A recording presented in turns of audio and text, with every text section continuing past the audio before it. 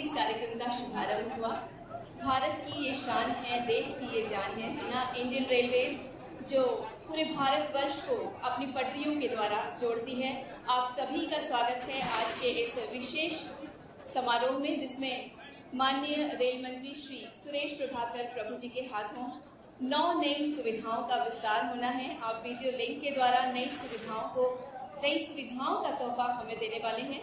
सर्वप्रथम निवेदन करना चाहेंगे महाप्रबंधक दक्षिण पूर्व मध्य रेलवे श्री सुनील सिंह सोइन जी से कि वे हमारे कार्यक्रम के मुख्य अतिथि माननीय रेल मंत्री श्री सुरेश प्रभाकर प्रभु जी को शॉल एवं पुष्पगुच्छ प्रदान कर उनका स्वागत करें, उनका अभिनंदन करें।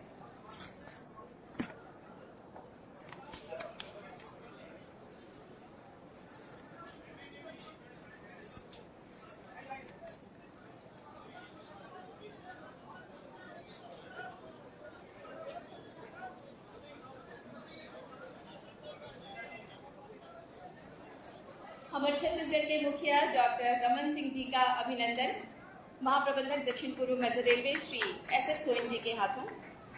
हमारा निवेदन कि माननीय रेल मंत्री श्री सुरेश प्रभाकर प्रभु जी को अभिनंदित करें, शॉल एवं पुष्पगुच्छ प्रदान कर श्री एस सोइन जी। पुनः निवेदन हमारे बीच में वरिष्ठ सांसद श्री रमेश बैस जी, इनके अभिनंदन के लिए पुनः निवेदन श्री एस सोइन जी से कि शॉल एवं पुष्पगुच्छ प्रदान कर उनका अभिनंदन करें।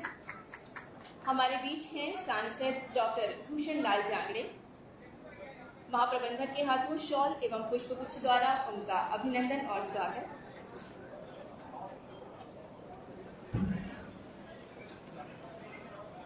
हमारे बीच हैं सांसद श्री अभिषेक सिंह जी। मेरा निवेदन पुनः श्री एस सोइन जी से कि वे उनका अभिनंदन करें, पुष्पगुच्छ प्रदान करें।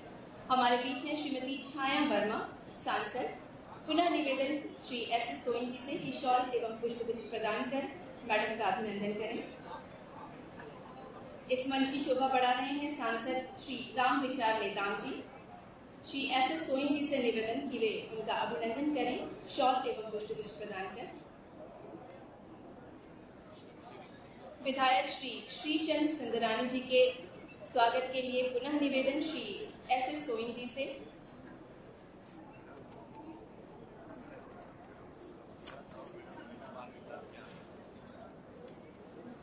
हमारे बीच है chairman railway board Shri A.K. Mittal ji. निवेदन महाप्रबंधक श्री एस सोइन की शॉल एवं पुष्पगुच्छ प्रदान कर उनका अभिनंदन करें।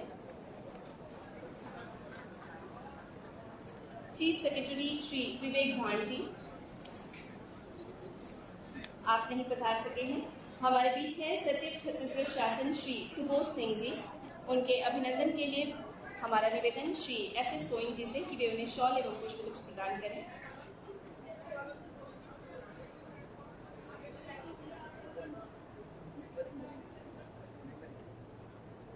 हमारे बीच है मेंबर इंजीनियरिंग, उनके स्वागत के लिए पुनः निवेदन श्री एस सोइन जी से कि वे पुष्पगुच्छ और शॉल प्रदान कर उनका अभिनंदन करें।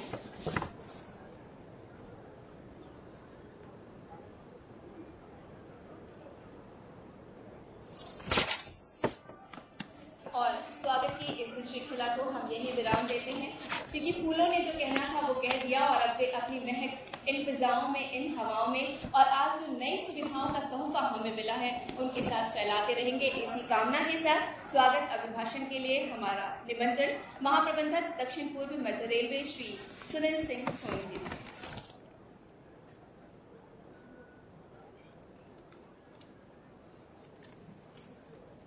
Namaskar and good morning to all of you.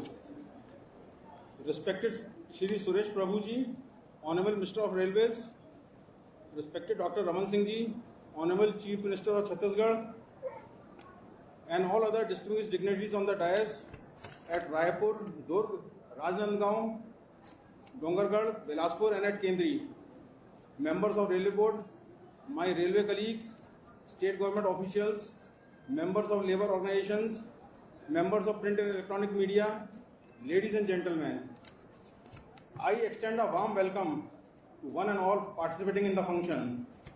मैं आप सभी का स्वागत करता हूं, इस्तकबाल करता हूं। South East Central Railway is the highest loading zone in Indian Railways.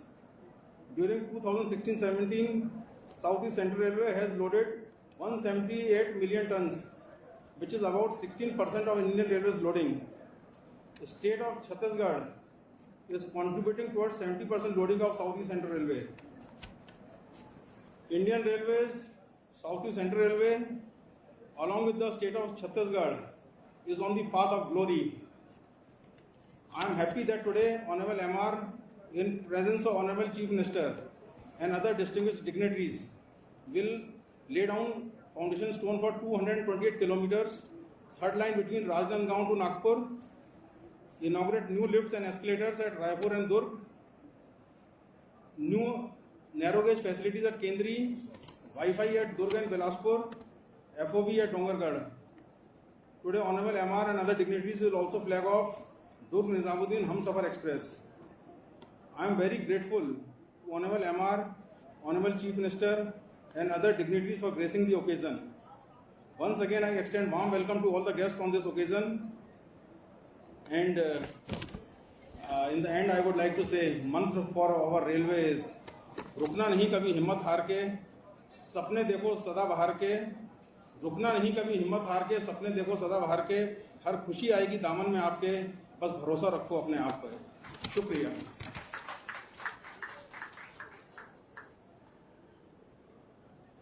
बहुत बहुत धन्यवाद महाप्रबंधक दक्षिण पूर्व मध्य रेलवे श्री सुनील सिंह सोनी जी। आपने जो भरोसे की बात कही, शायद उसी भरोसे को साकार करती ये नई परियोजनाएं हैं, नए विस्तार हैं, जिनका उद्घाटन वीडियो लिंक के द्वारा बटन दबाकर माननीय रेल मंत्री श्री सुरेश प्रभाकर प्रभु जी के हाथों होना है। तो अब मेरा निवेदन कि वीडियो लिंक के द्वारा आप इन नई परियोजनाओं का, नई सुविधाओं का उद्घाटन करेंगे।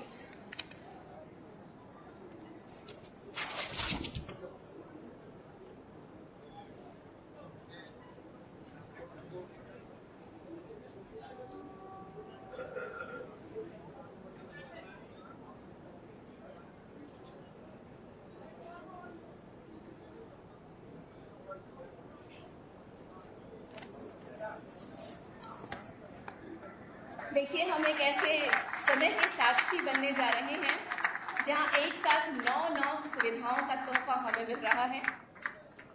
तो जो सबसे पहली सुविधा है वो है राजनांदगांव एवं नागपुर के बीच तीसरी नई रेल लाइन की आधारशिला।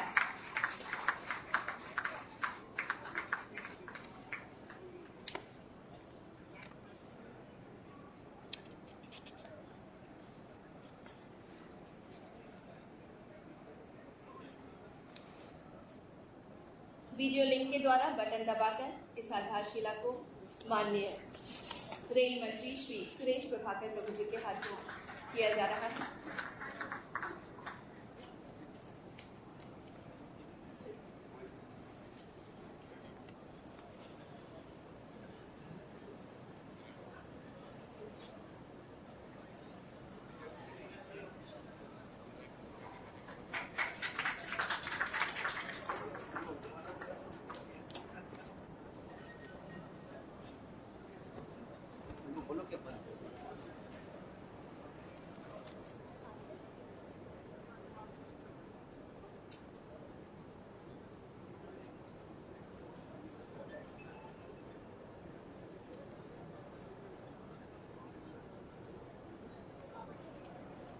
तो लीजिए, इस आधारशिला के हम सब साक्षी बन गए, गवाह बन गए, और एक ऐसी बात जो हम सभी छत्तीसगढ़िया लोगों को छत्तीसगढ़िया होने पर गर्व का अनुभव कराती है।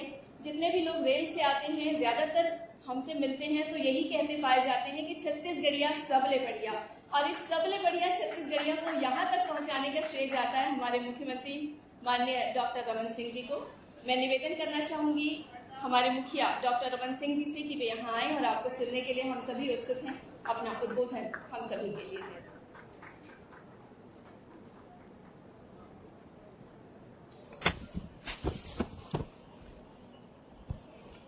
आज का ये दिन छत्तीसगढ़ के लिए गौरवशाली दिन है। छत्तीसगढ़ के रेलवे के 160 साल के इतिहास का वो स्वर्णिम पल है जब हमारे ऊर्जावान, त्वरित निर्णय लेने वाले, नई तकनीक का उपयोग करने वाले हमारे रेलवे मंत्री सुरेश प्रभु जी आज हमारे बीच हैं। छत्तीसगढ़ को बहुत सारी सौगात देने के लिए आज हमारे बीच आए। ताली बजा के हम सब स्वागत करेंगे हमारे लाडले रेलवे मंत्री सुरेश प्रभु जी का।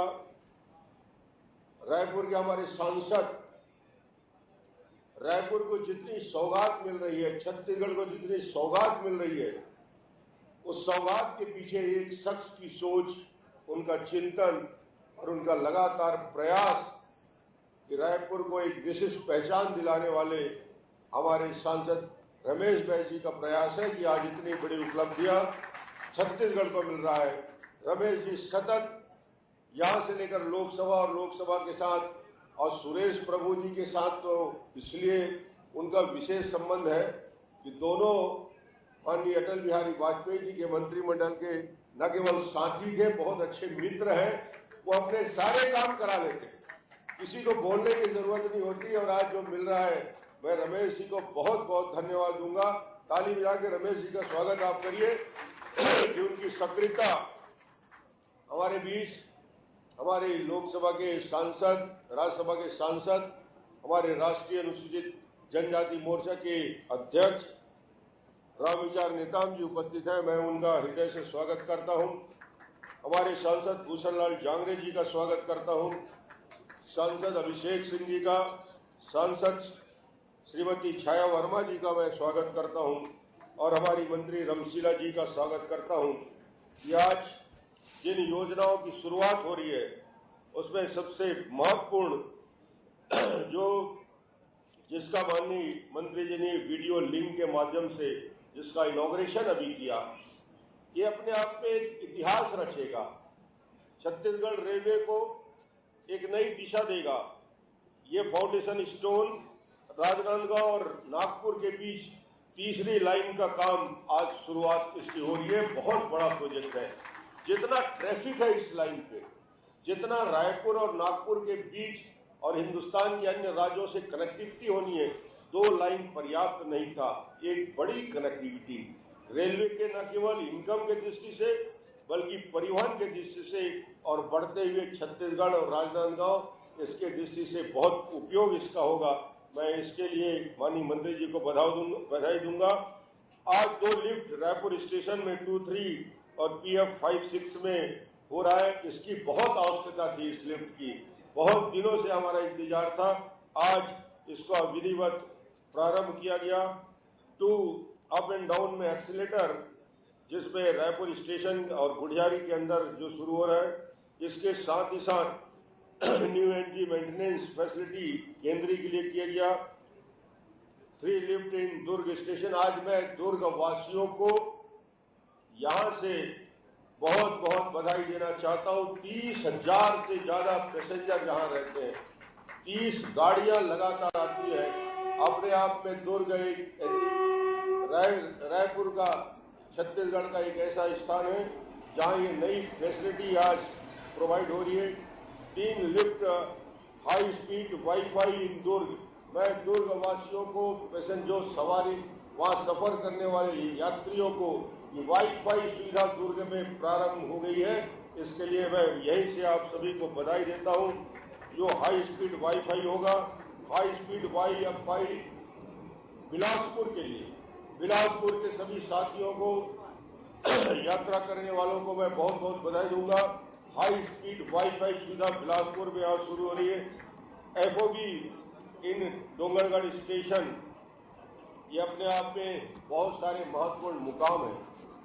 आज मैं माननीय सुरेश प्रभु जी के साथ आने वाले छत्तीसगढ़ का एक ऐतिहासिक अवसर आज मैं इसको मानता हूं।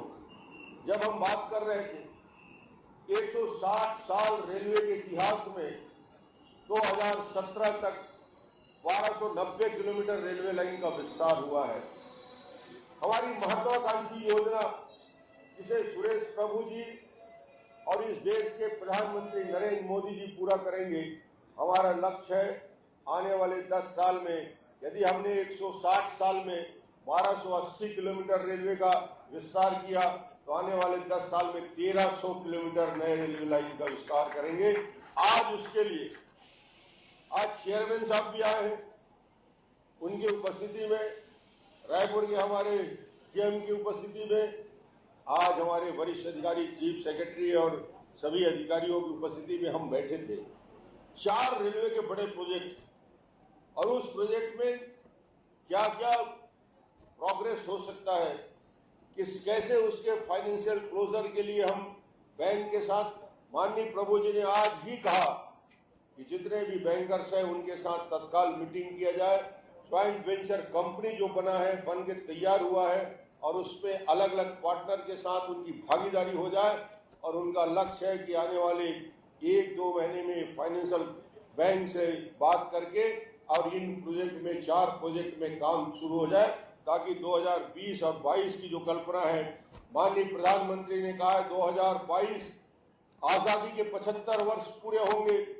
उस समय का देश, उस समय का छत्तीसगढ़, उस समय का रायपुर, दुर्ग, बिलासपुर और उस समय का रेलवे की स्थिति ऐसी होनी चाहिए कि लोगों को याद रखे कि ये सरकार कैसे काम करती है, कैसा इसका क्रियान्वयन करती है।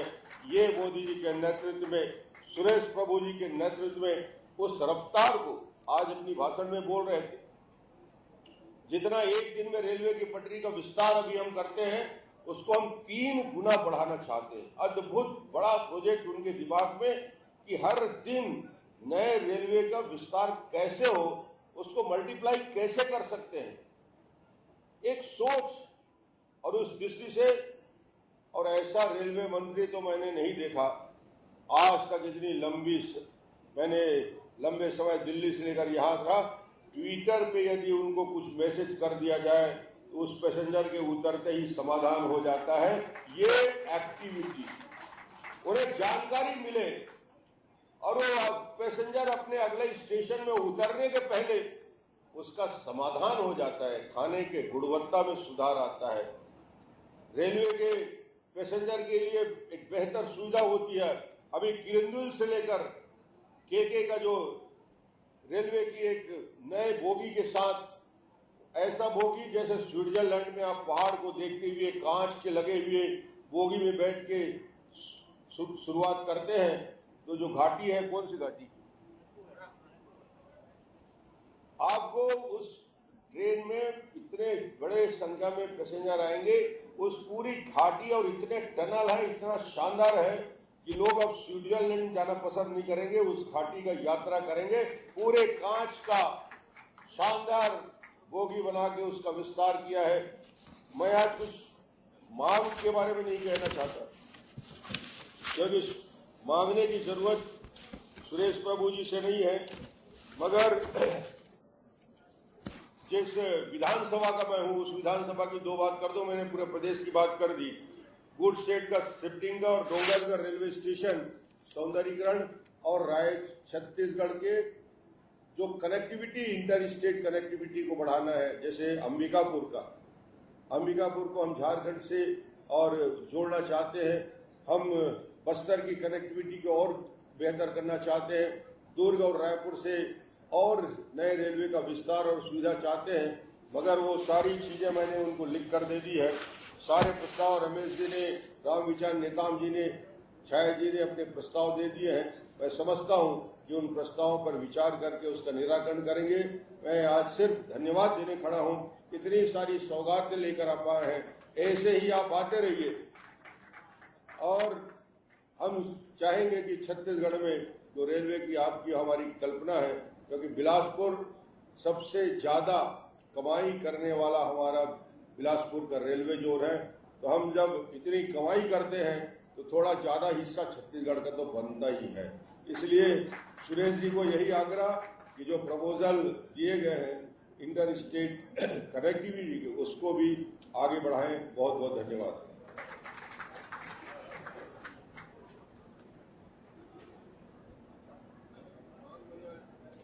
बहुत बहुत धन्यवाद डॉक्टर रमन सिंह, मुख्यमंत्री छत्तीसगढ़ शासन। और अब मैं बस इतना कहना चाहती हूँ कि जो प्रभु यानी ईश्वर होते हैं, उन्हें प्रार्थना करो, ध्यान लगाओ, तो वो हमारी कामना पूरी करते हैं। लेकिन रेल मंत्री जी के बारे में सबका यही कहना है कि ये ऐसे प्रभु हैं रेल के जो ट्वीट करते ही आपकी हर कामना पूरी कर देते हैं, आपके विषय में ऐसा मशहूर हो गया है सर। सिर्फ इतना कहना चाहूंगी कि लाख दलदल हो पांव जमाए रखिए, लाख दलदल हो पांव जमाए रखिए, हाथ खाली ही सही ऊपर उठाए रखिए। कौन कहता है छलनी में पानी रुक नहीं सकता, कौन कहता है छलनी में पानी रुक नहीं सकता, बर्फ बनने तक हौसला बनाए रखिए। इसी तरह का हौसला हम सबको देने वाले ऊर्जा और विकास के प्रेरक पुंज माननीय रेल मंत्री जी से मेरा निवेदन कि आपको सुनने के लिए सभी आतुर हैं। आपसे निवेदन कि आप अपना उद्बोधन हम सभी के लिए माननीय रेल मंत्री श्री सुरेश प्रभाकर प्रभु जी।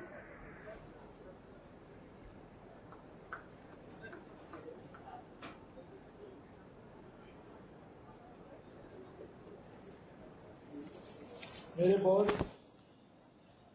पुराने साथी और सम्मान्य मुख्यमंत्री, मेरे मित्र सम्मान्य डॉक्टर रमन सिंह जी, मेरे दूसरे साथी और जिनके साथ हमने एक ही मंत्रालय में काम किया था, केमिकल फर्टिलाइजर मंत्री में अटल बिहारी वाजपेयी की सरकार में हम दोनों साथ एक ही मंत्रालय में थे। इससे यहाँ के सम्मान्य सांसद श्री रमेश बाइस जी और मैं काफी खुशनसीब हूँ कि दो बड़े नेताओं के बीच में बैठने का भाग मिला है। हमारे राज्यसभा के साथी डॉक्टर भूषणलाल जांगले जी, श्रीमती छाया वर्मा जी, हमारे युवा सांसद अभिषेक सिंह जी, हमारे सांसद विचार नेतम जी, यहाँ के सम्मानीय विधायक श्रीचंद संद्रानी जी, अभी इसी समय दुर्ग में मौजूद तमरुद्वार साहू सम्मानीय सांसद जी,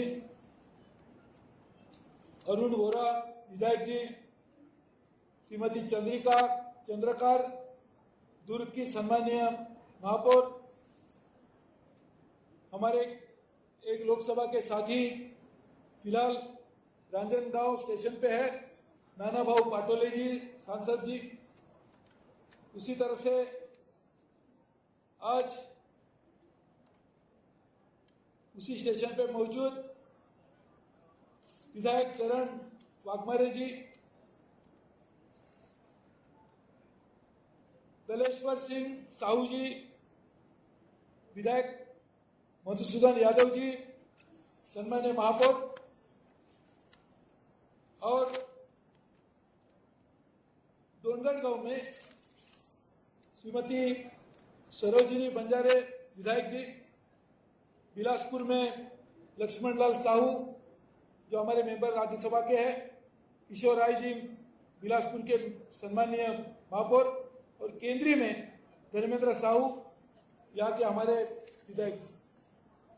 तो ये सभी और हमारे रेल के चेयरमैन के बोर्ड, रेलवे बोर्ड के चेयरमैन, सभी सदस्यगण, जनरल मैनेजर, डीआरएम और यहाँ पर रेल बोर्ड के सभी सम्मानीय सदस्य हैं और बाकी रेल परिवार के लोग, मेरे मीडिया के भाई बहन और सभी सम्मानीय उपस्थित भाई और बहनों, आज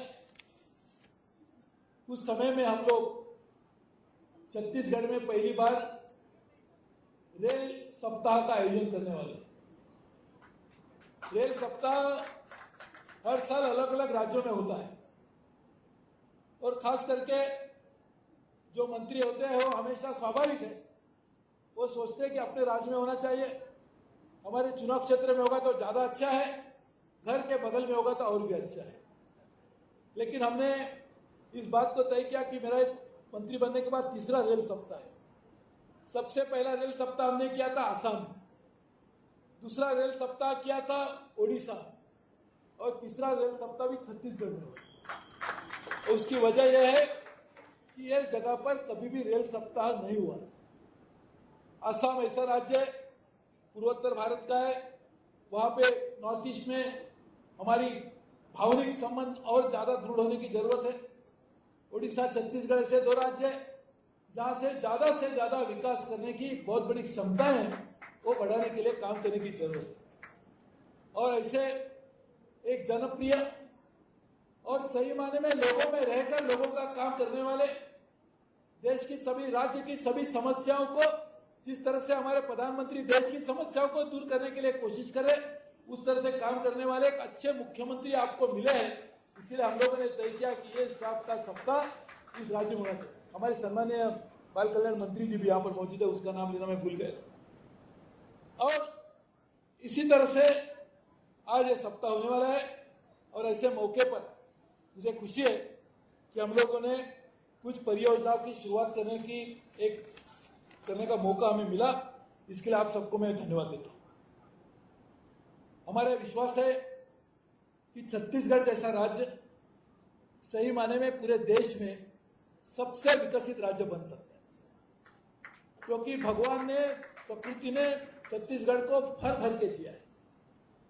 दुर्भाग्य से इस राज्य को जरूरत थी अच्छे नेता की, अच्छे नीतियों की, और वो नेता और नीतियों दोनों साथ में आके जन के साथ काम करने की। आज तीनों चीज बड़ी मात्रा में हो रही है और मुझे विश्वास है, इसीलिए जो पायाभूत सेवाएं होती है, इंफ्रास्ट्रक्चर है, वो यदि पूरी मात्रा में विकसित किया जाता है तो जो पूरी क्षमता है राज्य के विकास की, वो पूरी मात्रा में उभर आ सकती है। और इसलिए हम लोगों ने तय किया कि छत्तीसगढ़ राज्य में पूरी मात्रा में रेल अपना निवेश करेगी।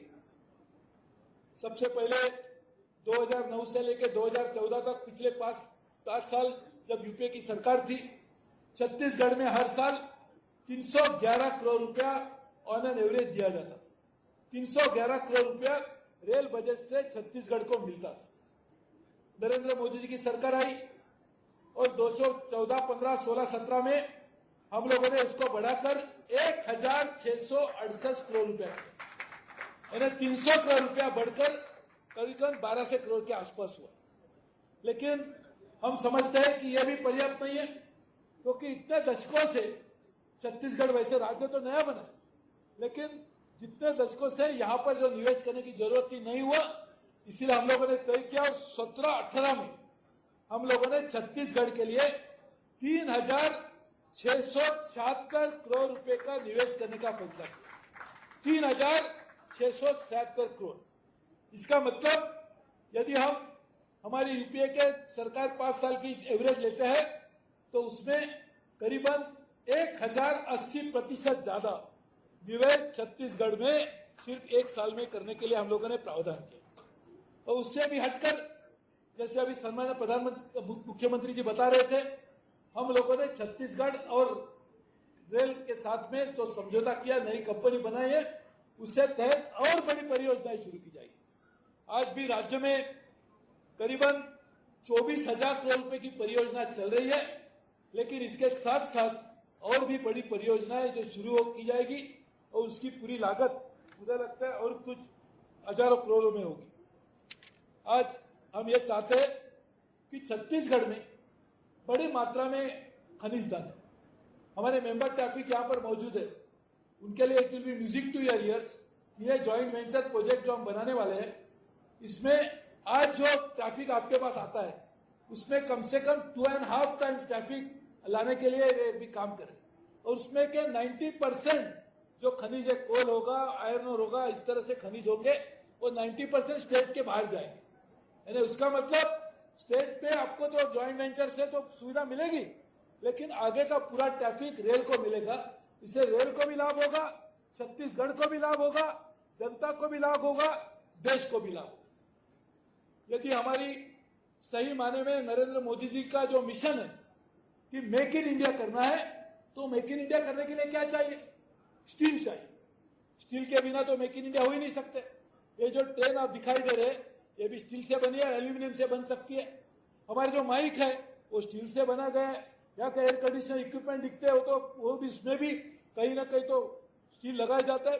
स्टील बनाने के लिए हमें क्या चाहिए? खनिज चाहिए, आयरन ओर चाहिए, साथ में कोल भी चाहिए, कोकिंग कोल भी चाहिए, थर्मल कोल भी चाहिए। ये सभी चीजों के लिए छत्तीसगढ़ में पूरी मात्रा में, इसके लिए हमें मेक इन इंडिया करना है, तो उसके लिए छत्तीसगढ़ को विकसित करना होगा। छत्तीसगढ़ को विकसित करेंगे तो सही माने में यहाँ के लोगों को भी रोजगार मिलेगा। यहाँ पे भी हम एक भी ऐसा मुझे लगता है जिस तरह से डॉक्टर साहब आप काम कर रहे हैं, मुझे लगता है अगले 5 साल में छत्तीसगढ़ में एक आदमी भी हमें बेरोजगार नहीं मिलेगा। इस तरह का काम आप कर रहे हैं, तो इसलिए उसको समर्थन करने के लिए, उसको जोड़ने के लिए यदि हम रेल से भी निवेश करते हैं तो उसका पूरा लाभ मिलेगा। इसलिए हम लोगों ने ये योजनाओं की आज शुरुआत की। आज बड़ी योजना करी जा रही है, सबका मैं वापस नहीं बोलता हूं कि तीसरी लाइन बनेगी रांजनगांव नागपुर के बीच में, नई मेंटेनेंस फैसिलिटी केंद्रीय में बनाई जा रही है, लिफ्ट लगाए जा रहे हैं, हाई स्पीड रेलवे। लेकिन जो अलग अलग काम हो रहे हैं, इससे सबसे ज्यादा लाभ आगे आने वाले दिनों में छत्तीसगढ़ के युवाओं को मिलेगा, यहाँ के किसानों को मिलेगा, यहाँ पे रहने वाले अलग अलग आदिवासियों से और हमारे जो लोग हैं उनके ज्यादा मिलेगा। इसलिए हम लोगों ने तय किया है कि जो यहाँ पर हमारे मेंबर ट्रैफिक है आपको बताएंगे कि जो भी यहाँ के ट्राइबल पॉपुलेशन बनाती है, हम राज्य सरकार की टूरिज्म डिपार्टमेंट के साथ, यहाँ के ट्राइबल डेवलपमेंट डिपार्टमेंट के साथ एग्रीमेंट करेंगे और वो जो बनाया जा रहा माल है उसको मार्केटिंग करने के लिए, ई मार्केटिंग करने के लिए IRCTC के वेबसाइट से ये माल लोगों तक जा सकता है। आप समझ लीजिए, एक आदमी अच्छा माल बनाता है, आज अभी डॉक्टर साहब ने मुझे नंदी प्रेजेंट किया, उसकी क्या कीमत होगी यहाँ पर? यही नंदी यदि न्यूयॉर्क में या वॉशिंगटन में या पेरिस में बेचा जाता है तो उससे 100 गुना पैसे मिलेंगे। लेकिन यहाँ के आदिवासी कहाँ जाएंगे उधर बेचने के लिए? या राज्य सरकार कहाँ जाके अपना दुकान लगाएगी?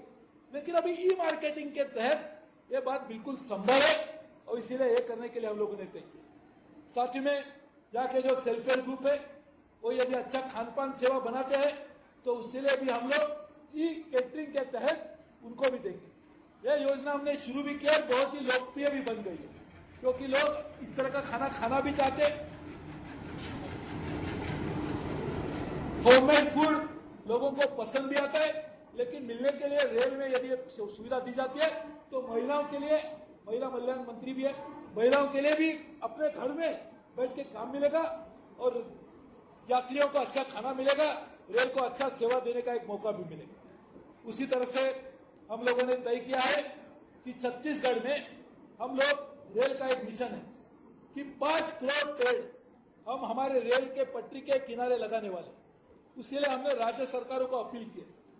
डॉक्टर साहब, मुझे कहने के लिए कोई हिचकिचाहट नहीं है कि आपका पहला राज्य है जिन्होंने इतने अच्छी तरह से उसको स्वीकार कर लिया। अभी अभी डॉक्टर साहब ने बताया कि आप बता दीजिए, हम तो 2 करोड़ तो 2 करोड़ जितने पेड़ चाहे लगाएंगे, हमारे फॉरेस्ट डिपार्टमेंट लगाएगा और उसके पौधे भी बन गए। वो कहते हैं उनके हाइट से बने हुए, तो यही तकलीफ है कि उनके हाइट से बने, उसके लिए मेरे को देखने के लिए भी ऊपर देखना पड़ेगा। लेकिन ऐसे पेड़ आपने बनाए हैं तो मुझे लगता है ये सर्वाइवल रेट भी बढ़ेगा और आगे आने वाले दिनों में जो एक बहुत कठिन समस्या से आज पूरा विश्व गुजर रहा है कि पूरे विश्व में ग्लोबल वार्मिंग के तहत आज बहुत परेशान है। आज देश में भी हीट वेव चल रही है, पानी की समस्या आ रही है। ये सबको करने के लिए पेड़ लगाने होंगे। पेड़ कार्बन सिंक से, पेड़ लगने से हमारे जो ग्लोबल वार्मिंग की समस्या बड़े मात्रा में हल हो सकती है। रेल को भी लाभ होगा, जब लोग चलेंगे तो उनको भी देखना मिलेगा। इसलिए वो भी एक हम लोग काम करने का हम लोगों ने तय किया।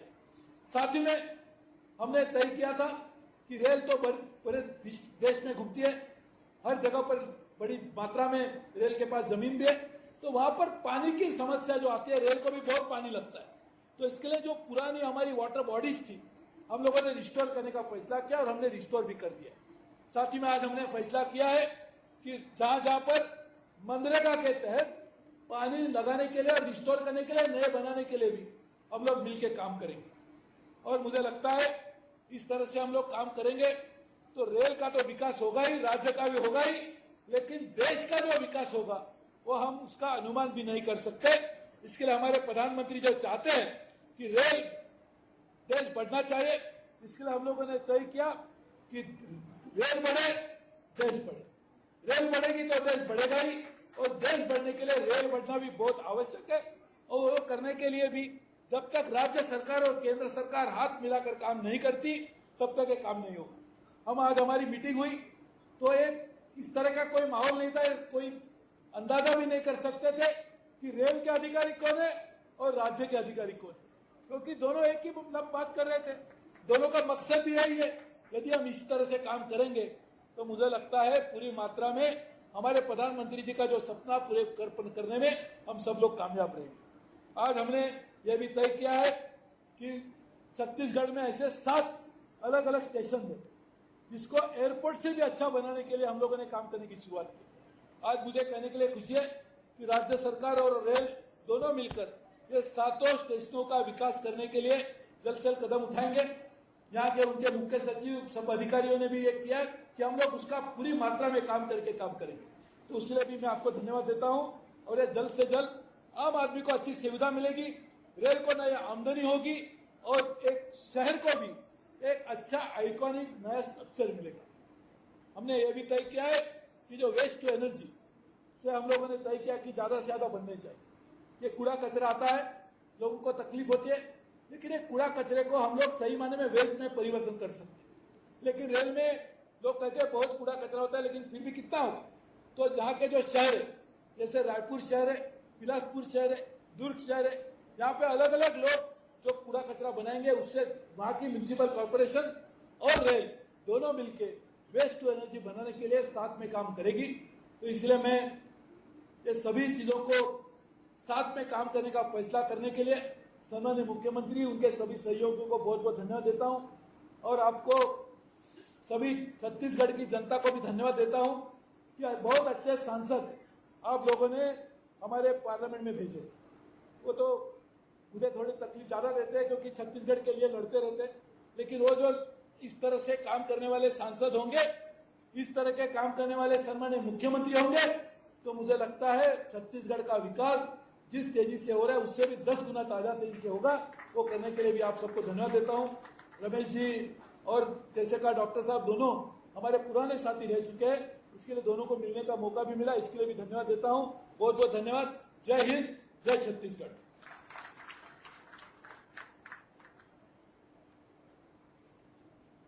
बहुत बहुत धन्यवाद।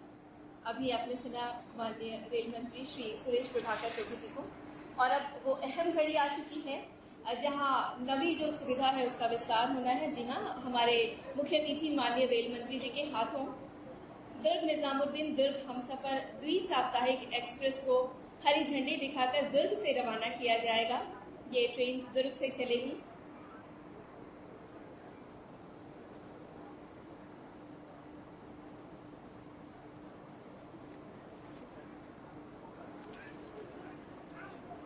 हमारे बीच उपस्थित सभी सम्माननीय अतिथिगण, माननीय रेल मंत्री, माननीय मुख्यमंत्री जी, सभी वरिष्ठ सांसद, इनके हाथों हरी झंडी दिखाकर दुर्ग निजामुद्दीन दुर्ग हमसफर द्विसाप्ताहिक एक्सप्रेस का शुभारंभ किया जा रहा है। हमसफर एक्सप्रेस पूरी तरह से AC 3 श्रेणी के डिब्बों वाली गाड़ी है, जिसमें LHB कोच लगे हैं, जो कि तकनीकी तौर पर अधिक सुरक्षित एवं अधिक जगह वाली है। इस गाड़ी में कॉफी, चाय या सूप की वेंडिंग मशीनें लगी हुई हैं। इसके अलावा रेफ्रिजरेटेड और गर्म पेंट्री कार और कचरा पेटी तथा CCTV कैमरा, GPS आधारित जानकारी, पैसेंजर अनाउंसमेंट, आग व धुआं पकड़ने का यंत्र, मोबाइल एवं लैपटॉप चार्जिंग जैसी अन्य सुविधाएं भी उपलब्ध हैं।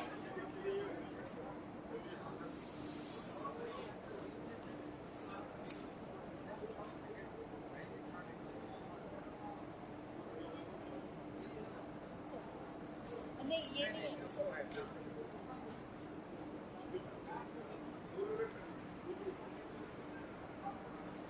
दुर्ग में चलने के लिए तैयार दुर्ग हमसफर द्विसाप्ताहिक एक्सप्रेस, माननीय रेल मंत्री जी, मुख्यमंत्री जी और यहाँ उपस्थित सभी सम्मानित सांसद और रेल के तमाम अधिकारियों के द्वारा हरी झंडी दिखाकर इस ट्रेन का शुभारंभ किया जा रहा है। आप देख सकते हैं दुर्ग स्टेशन पर भी लोग अपनी खुशी का इजहार कर रहे हैं और वहां भी सिग्नल हो चुका है।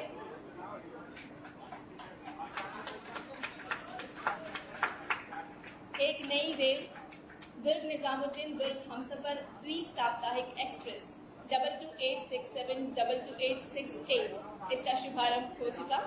और अब इस कार्यक्रम के अंत में वोट ऑफ थैंक्स के लिए मैं निवेदन करना चाहूंगी मंडल रेल प्रबंधक रायपुर श्री राहुल गौतम जी से।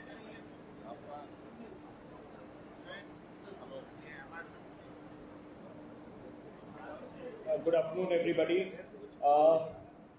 इस भव्य आयोजन के पश्चात मैं सभी अपने माननीय गेस्ट को वोट ऑफ थैंक्स देना चाहूँगा। सर्वप्रथम मैं माननीय रेल मंत्री श्री सुरेश प्रभाकर प्रभु जी को धन्यवाद देना चाहता हूँ। उसके पश्चात doctor Raman Singh, honourable chief minister, honourable MP Shri Ramesh Bais ji, honourable MP Shri Bhushan Jagre sahab, honourable MP Shri Abhishek Singh sahab, honourable MP madam Chhaya Verma ji, honourable MLA Shri Shrichand Sundrani sahab, honourable MP Shri झांगड़े साहब, ऑनरेबल एमपी श्री निजाम साहब। Thank you, and all the electronic media and the print media. Thank you very much.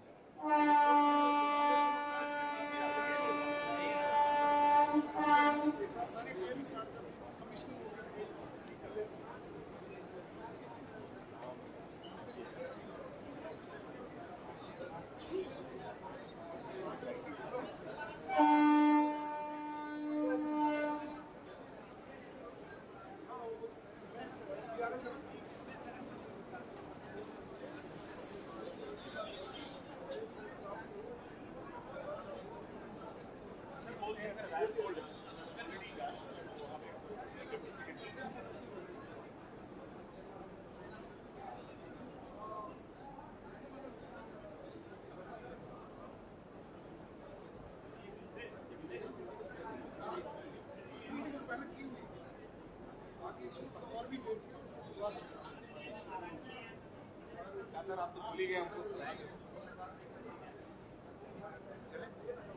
Thank you very much sir.